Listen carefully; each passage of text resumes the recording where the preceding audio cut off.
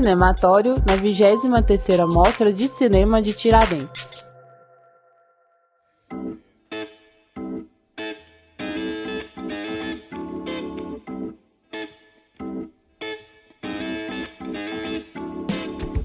Olá pessoal, sejam bem-vindos, sejam bem-vindas à nossa série especial de podcasts da 23ª Mostra de Cinema de Tiradentes. Eu sou Renato Silveira. E eu sou Kel Gomes. O Cinematório cobriu toda a Mostra de Tiradentes, que aconteceu de 24 de janeiro a 1º de fevereiro de 2020. Aqui nos nossos podcasts, nós preparamos episódios sobre cada um dos filmes da Mostra Aurora. Todos estão disponíveis no nosso feed e nas principais plataformas de podcasts. A ideia é que a gente apresente esses filmes para que você que nos escuta possa ter um pouco da experiência que nós tivemos acompanhando o festival este ano. A Mostra Aurora é dedicada a realizadores com até 3 longas-metragens. E neste episódio nós vamos falar sobre Mascarados, segundo longa dos irmãos Marcela e Henrique Borella, que foi filmado em Goiás. Sobre o que é esse filme, Kel? Esse filme é um doc-fic, né? Que mistura documentário e ficção sobre o trabalho, basicamente. Acompanha a lida de trabalhadores de uma pedreira em Pirenópolis. E ali a gente vê as injustiças, a gente vê toda a desigualdade, as injustiças em relação a como eles trabalham, mas não recebem. Também a falta de perspectiva em relação à melhoria de vida, de outros empregos. A gente acompanha isso e, ao mesmo tempo, tem ali uma fuga dessa situação através de uma festa que acontece na cidade e que as pessoas podem usar máscaras. Então, nessa festa, é como se fosse um escape disso, né? Quase como se fosse assim... Será que podemos viver uma outra situação? Será que a gente pode vencer isso aqui? Então, é interessante, assim, como que faz esse jogo, né? Entre realidade e entre o que poderia ser. Eu diria que é um documentário com cara de ficção, né?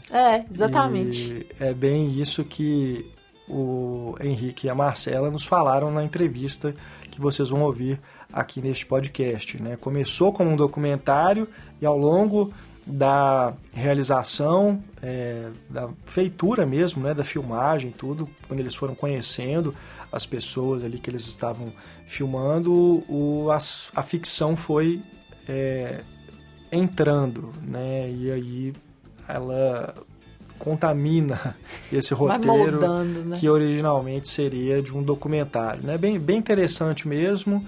E segue aí uma linha de filmes, né, que a gente vê com frequência em Tiradentes.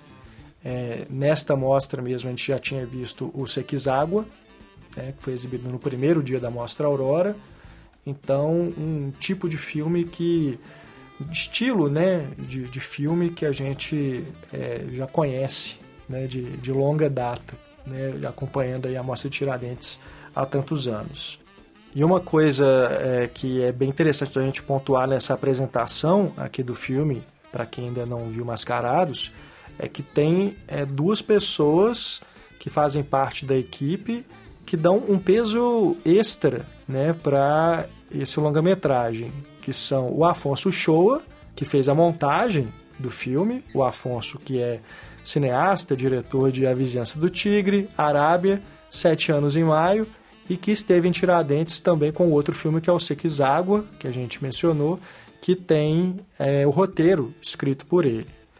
E a outra pessoa que está em Mascarados, que vale mencionar aqui de início, é um rosto que a gente conhece e adora, que é o do Juninho, né? O Aristides de Souza, que é o protagonista de Arábia, que também trabalhou com o Afonso em A Vizinhança do Tigre. Então quem se encantou com a Arábia, quem ficou emocionado com a Arábia, certamente na hora que assistir a Mascarados vai lembrar, né, da figura do Juninho lá no filme do Afonso, e as associações elas não são mera coincidência. Não é? Então, é um filme que tem esse pedigree mineiro, vamos dizer assim, né? Aliás, a Marcela, inclusive, é mineira, né? Apesar de ter crescido em Goiás, e o Henrique nasceu em Goiás, mas ela nasceu em Minas, que aliás é onde o cinematório fica, né? Para quem não sabe ainda, pra né? quem não sabe. O cinematório é mineiro, com muito orgulho. Então é isso. Bom, então agora vamos ouvir o bate-papo que a gente gravou com a Marcela e com o Henrique, lá em Tiradentes, eles que são irmãos, e vamos falar então sobre a motivação deles para contar as histórias que estão em Mascarados, e para vocês saberem um pouco mais de como que esse filme foi produzido, e em especial uma cena que foi muito marcante, né? Foi uma das cenas mais bonitas mesmo que a gente viu na mostra este ano.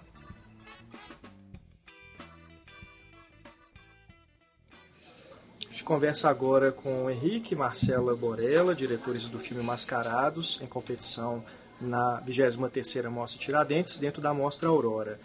Primeiramente, muito obrigado pela presença de vocês no nosso programa, parabéns pelo filme, e a gente queria começar, né, o nosso bate-papo aqui perguntando quando que surgiu a vontade de fazer Mascarados, e o que moveu vocês a contar essa história, ou histórias, né? Tem vários personagens ali. Tá bem, olha, sabe como foi? A gente ia a Pirenópolis, né? Que é essa cidade muito próximo de Brasília e também muito próximo de Goiânia. E em um momento eu fui morar lá um tempo. E eu morava na zona rural, na serra. E passava pelas pedreiras. E o Henrique sempre ia me visitar e a gente via aquela grande fratura, né, na paisagem, mas não via os trabalhadores, né? E aí, andando um pouco mais na cidade, a gente começou a sentir, assim, ficando por ali mais tempo, né? Eu fiquei 1 ano lá, a gente começou a sentir o quanto a pedreira era importante para a cidade. Você indo ali como turista, você não percebe.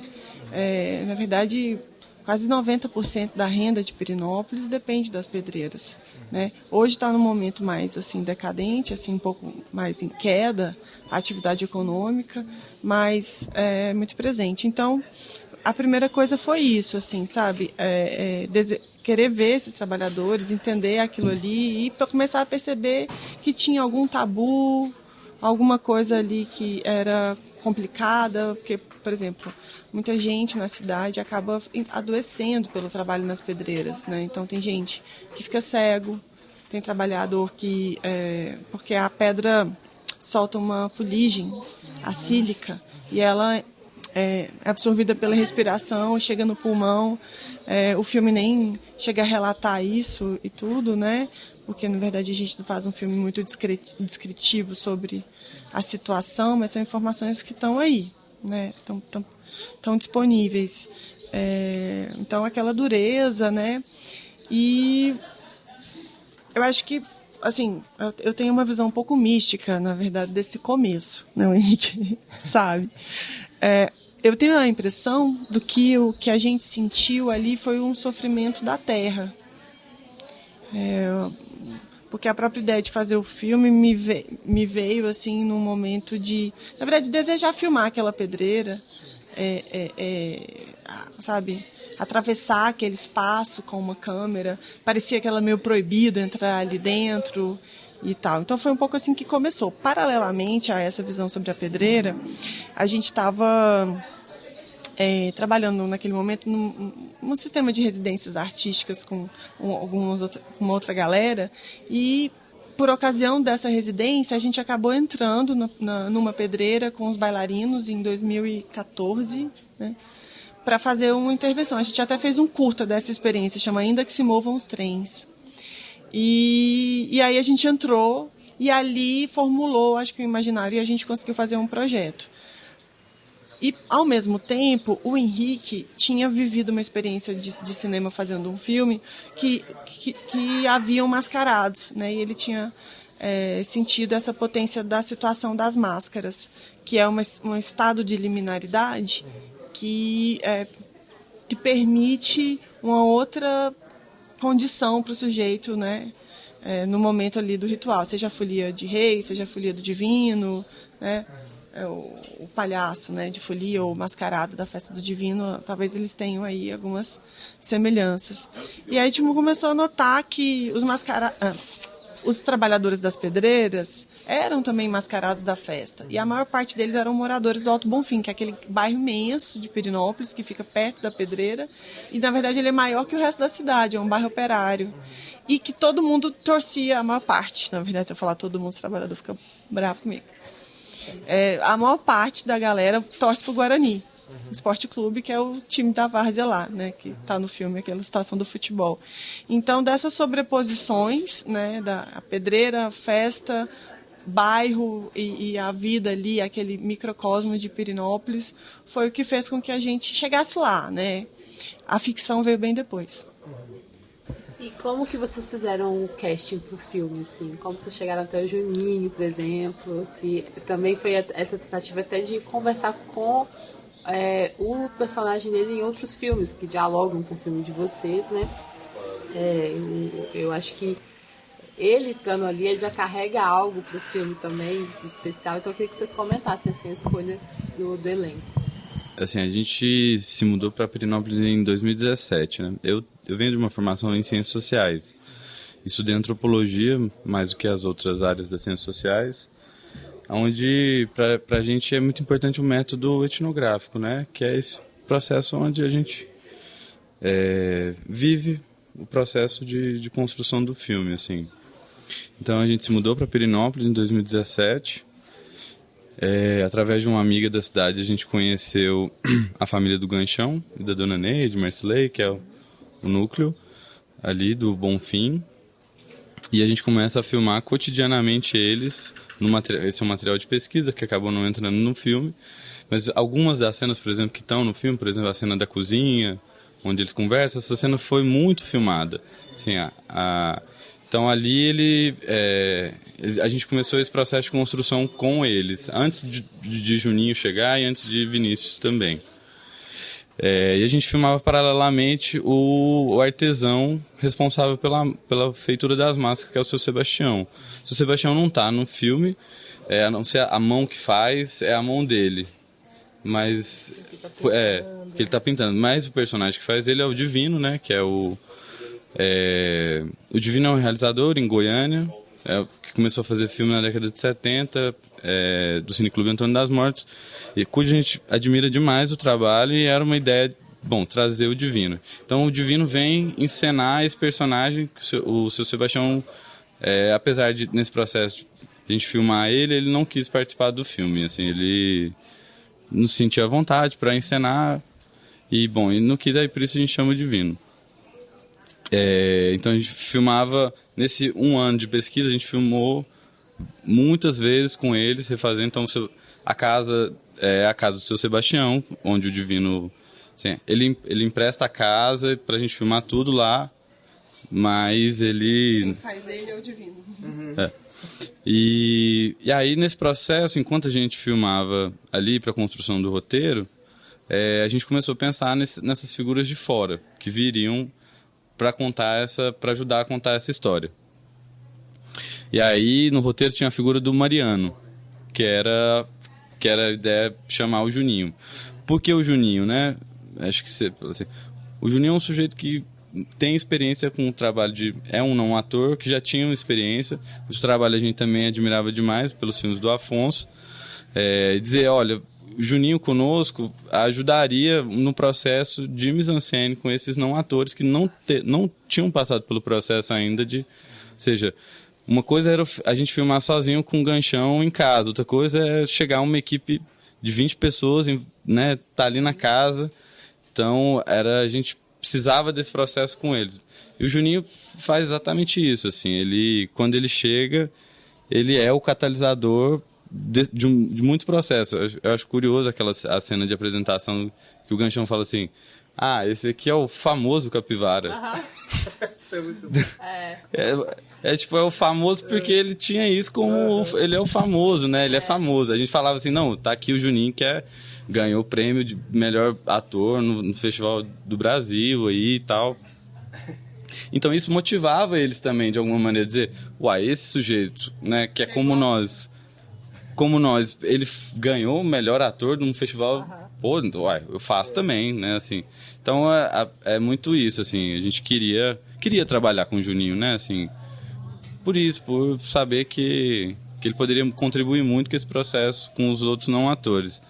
E o Vinícius Curva de Vento, que é o personagem, digamos assim,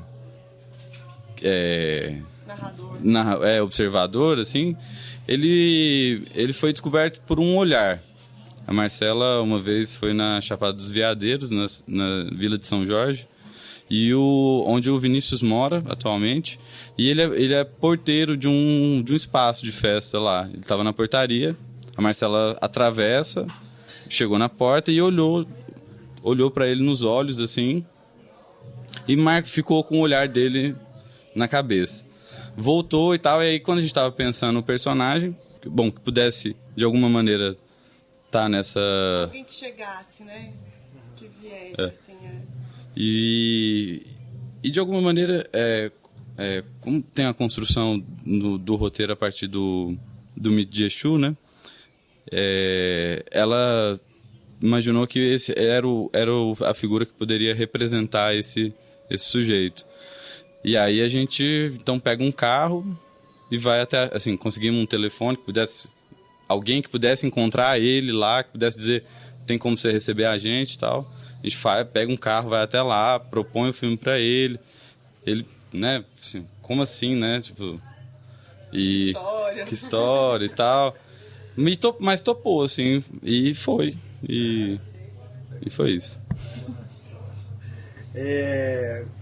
Durante o processo, né, de realização do filme, como é que vocês trabalharam esse limite cada vez mais borrado entre documentário e ficção, que, assim, tanto em relação aos personagens, né, a construção deles, quanto em relação ao próprio uso da linguagem cinematográfica, né? É um modo de fazer cinema que aqui em Tiradentes a gente vê bastante presente, né? Como é que vocês lidaram com isso, com essas questões durante a realização do filme?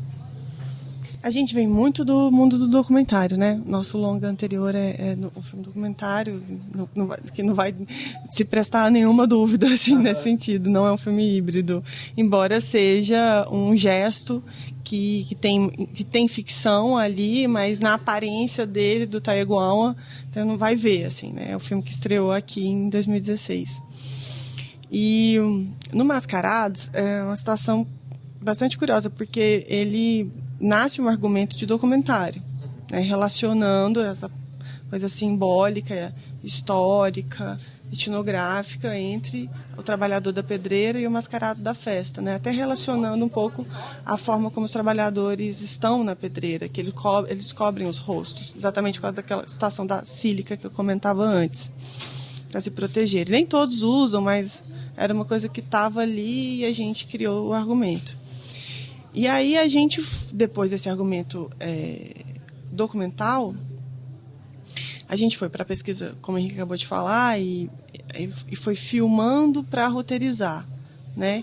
E foi roteirizando a partir da existência dos personagens. Então, ao conhecer o Vinícius é o Vinícius mesmo. Ele só está deslocado, né, do universo dele, assim, pessoal, mas ele continua sendo ele. Ali ele está falando de valores dele, esse olhar é diferente, né? O olhar do Vinícius é diferente dos trabalhadores, dos nascidos em Pirenópolis, né? Essa coisa solta do Juninho, né? Essa coisa dele ir, se virar, ser um sujeito coletivo, mas ao mesmo tempo, na hora de resolver, ele falou, tipo assim, não vai ter, né, mais trampo, eu não tenho vínculo aqui nessa cidade, eu não tenho família, quer dizer, eu vou me virar aqui, eu vou ficar com essa carga aqui, vou fazer um dinheiro, né, e tal. Ele entra naquela história lá com o WA, no caso, né. WA, chamando o Wellington de WA, porque no filme ele chama Washington, na vida real ele chama Wellington, e no personagem do Adilei Queiroz, da Era Uma Vez Brasília, ele chama WA, que é as iniciais de Wellington Abreu, o nome de fato dele. É só um parênteses aqui para falar também. Eu já estava falando de outros filmes assim, né, que estão perto. Hã? Até citar eu acabei esquecendo do citar o WA. De outros, enfim, Dona Neide. A Dona Neide, Pedro Otto também. Você viu que o protagonista de Terra e Luz está lá? O patrão é o mesmo protagonista de Terra e Luz. Há uma junção grande aí de filmes de não atores, de filmes que estão próximos da gente, de universos próximos, de amigos mesmo, sabe? De um afeto aí das amizades mesmo. Gente, eu me perdi, vocês me desculpem, eu abri um parênteses aqui. Eu estava explicando. Da relação ficção-documentário. Tá. Então aí a gente vai conhecendo eles e eles vão entrando, né? Então entra o Vinícius narrador, com esse olhar dele, com ele. Então a gente conversa muito com o Vinícius conta muita coisa da vida dele. A gente se inspira em coisas da vida dele para criar cenas. Com o Marcilei e com o Ganchão, já era uma coisa mais da gente se adaptar ao cotidiano deles e filmando, conhecendo uma atmosfera também, as questões deles, né? E a relação dele, porque eles são as peças mais assim sólidas, né, no sentido de que eles são trabalhadores da pedreira, eles são mascarados da festa, o resto é visita, né? Vamos falar assim. Então, e o Juninho, ele entra muito como quando ele vira o Gilmar Capivara, na verdade, quando ele desembarca do ônibus, ele já é o Gilmar Capivara, entendeu? Porque ele realmente tem uma articulação e uma inteligência cênica que está para além da cena, né? Ele se envolve com o filme de uma maneira bem ampla. Então, o Juninho, quando a Wilson falou ali no debate, o Juninho fez assistente de fotografia, o Juninho fez assistente de produção, e ele fez mesmo, assim, sabe? Ele é um cara muito atento, gosta de set, conhece set, tem um feeling absurdo, entendeu? Então, quando os meninos viam ele em cena, né, os meninos realmente assim, o Juninho deu uma aula de atuação para todos aqueles não atores, porque ele ficou mais tempo com a gente. O WA, que poderia ter feito isso em algum momento, não faz, porque fica pouco tempo com a gente. O WA faz meio só uma pontinha no filme, né?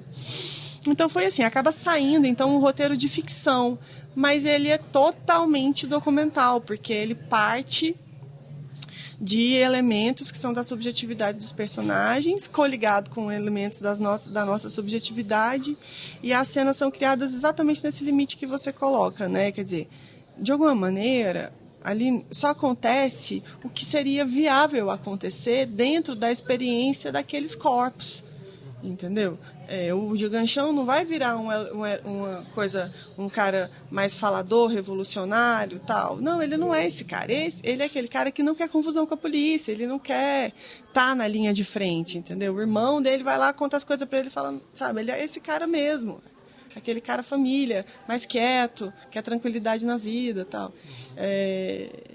Então, o roteiro de ficção tem dentro dele cenas de documentário, inclusive, vou olhar, cena documental, que talvez fosse um regime mais de registro deliberado, né, de cinema direto mesmo.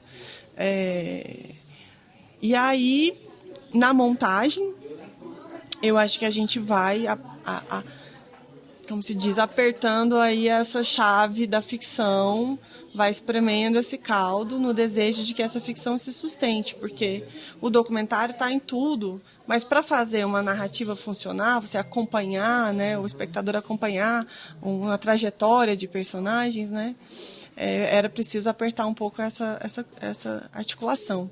E aí é onde, na verdade, a gente passa muito tempo pensando que a gente ia filmar mais, outras dimensões ficcionais, desejando que outras dimensões ficcionais viessem. Isso acaba não acontecendo por funções de orçamento mesmo. E aí tem um momento assim que o Afonso ficava indo, né, para lá para a gente montar muitos cortes, né, até um dia que ele soube que nós não íamos filmar mais, e aí a gente teve que rearticular, inclusive o roteiro original, que já tinha muitos tratamentos, tinha muita modificação, mas era uma modificação grande. Aí o Henrique mexeu e a gente encontrou essa outra estrutura, até para propor para o Afonso, né? Porque estava assim, tipo, tá bom, não vai ser o que era, então vai ser o quê, né? E aí a gente conseguiu achar essa atmosfera que o filme tem hoje, né? E aproveitando, assim, vocês comentaram dessa relação, né, com a comunidade local e tudo mais, surgiu deles o interesse pelo trabalho no cinema, assim como o Juninho também teve, assim, né, quando ele começou? Vocês sentiram que lá nessa comunidade teve alguém que quis seguir no cinema, assim, de certa forma? Eu acho que não, na verdade. Assim, o regime do cinema, assim, ele coloca mesmo quando a gente filmava só a gente no processo de pesquisa, assim, é um processo chato, assim. Vamos fazer de novo, talvez você pega aquela parte, vamos tentar fazer assim, aí você talvez faz assim e tal. E essa coisa, assim, tem que ter gosto, tem que tomar gosto mesmo, assim, pra querer fazer, assim. E fora isso, assim, tem a relação do trabalho, né? Assim, o cinema, ele não consegue oferecer o trabalho regular, sempre, né? Assim, eu vivo de cinema há algum tempo e estou desempregado, assim, estou estreando filme e não tenho emprego, assim. Então, assim, como é que eu proponho para esse cara, para essas pessoas, a possibilidade de continuar? Eu mesmo não tenho nem o que filmar mais, assim, né? Então, assim, talvez eu penso, por exemplo, em fazer outros trabalhos com eles, assim. Não sei se eles teriam gosto, assim.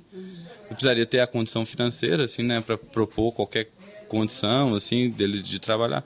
Mas, de qualquer maneira, a vida deles está muito atravessada inclusive, o Marcilei e o Ganchão não vieram porque assinaram a carteira recentemente e não queriam perder o emprego, né, assim, não podiam deixar o emprego. É uma questão do filme, Então, eu acho que o Juninho, de alguma maneira, ele encontrou no cinema uma possibilidade de trabalho, assim, né, também. E como todos nós, o cinema passa pelas dificuldades, assim, da falta de trabalho, porque, enfim, bom, não é sempre que a gente tem dinheiro para filmar e nem é sempre que as pessoas vão chamar ele também para os filmes, assim, né. Sei que ele participou de outros filmes depois do Arábia também e do Vizinhança, mas eu acho que talvez o Marcilei gostaria de fazer um outro filme, assim. O Ganchão é aquilo, ele não quer muita confusão na vida dele, esse negócio de cinema dá trabalho, ele... Não, é melhor, né, minha velhinha não quer deixar, é melhor ficar quieto. O Marcilei, eu boto fé que se rolar uma grana, assim, ele toparia, assim.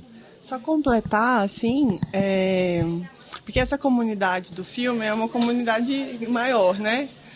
Então, o Divino já é cinema, né? Então, inclusive até passou um outro curta aqui, produzido por nós e dirigido pelo Rafael Parodi, que é só com ele, que é um filme só com ele.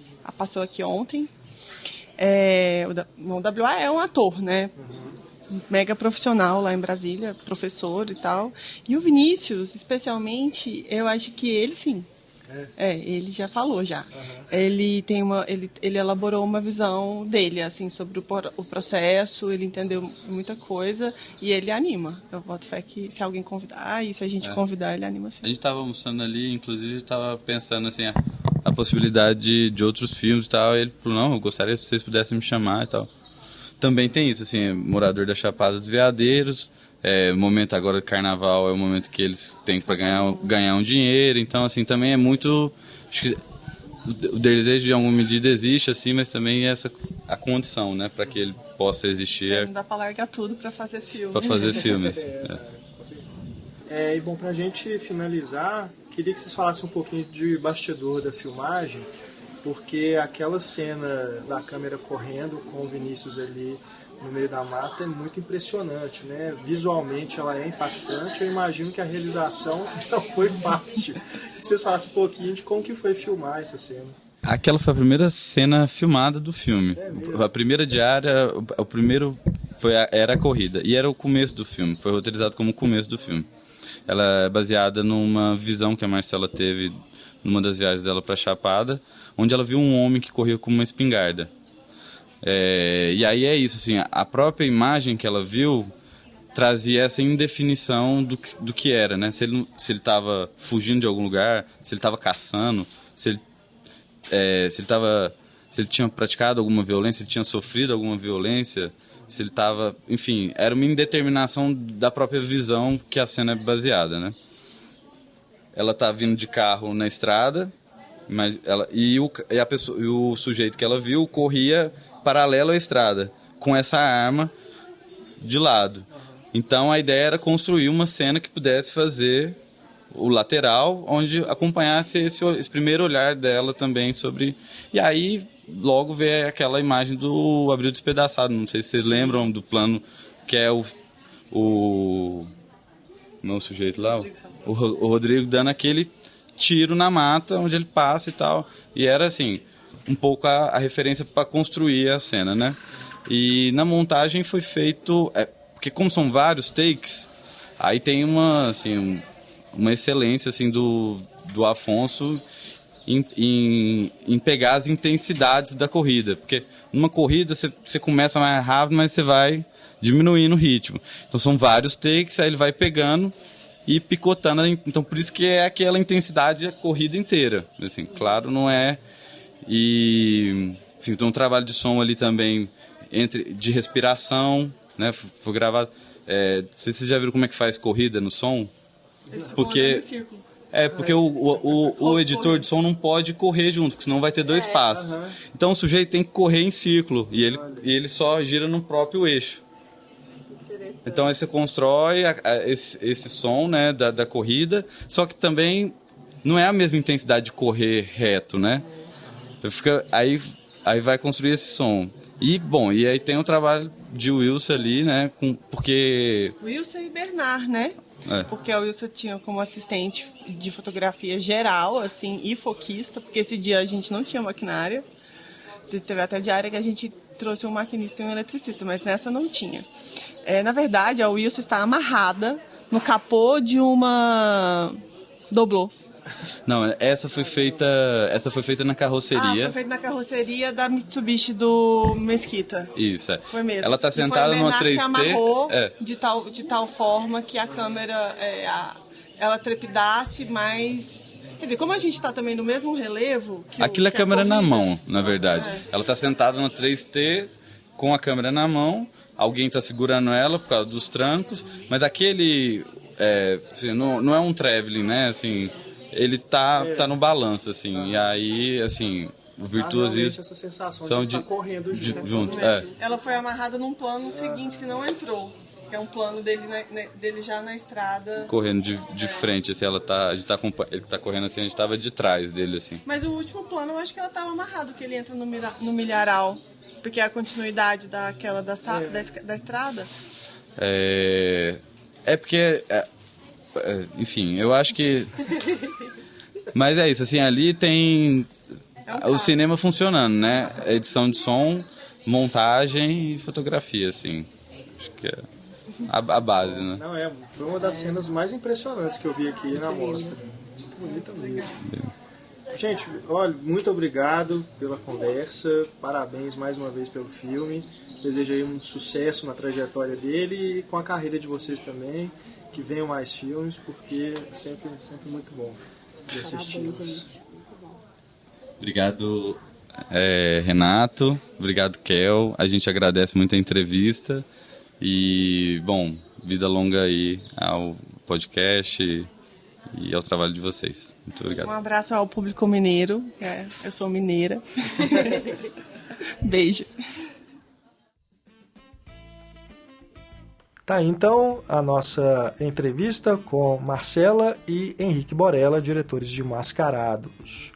Kel, antes da gente ir embora, vamos falar um pouquinho sobre esse filme e eu queria que você dissesse um ponto, assim, que te chamou mais atenção no Mascarados.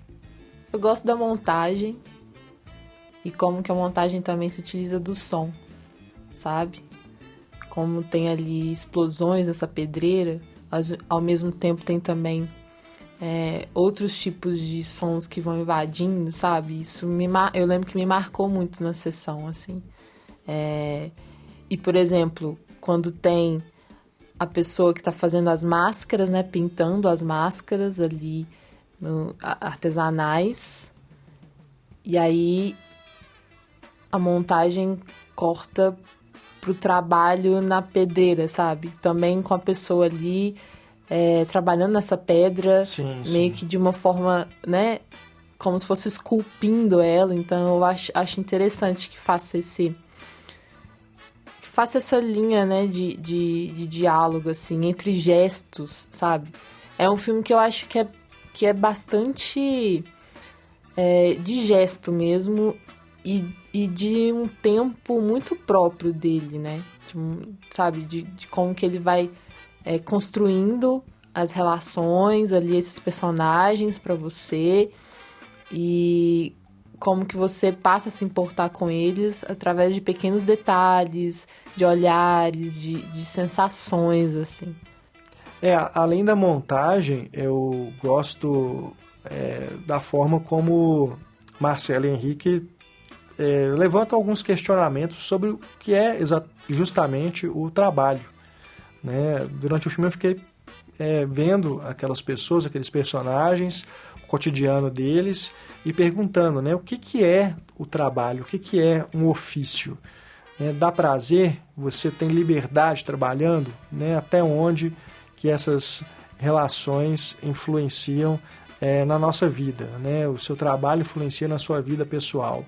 Né? Acho que tem alguns limites ali que são colocados em xeque durante o filme, pelo que a gente vai acompanhando. E como que essa questão do trabalho foi um tema recorrente nos filmes da Aurora, não é?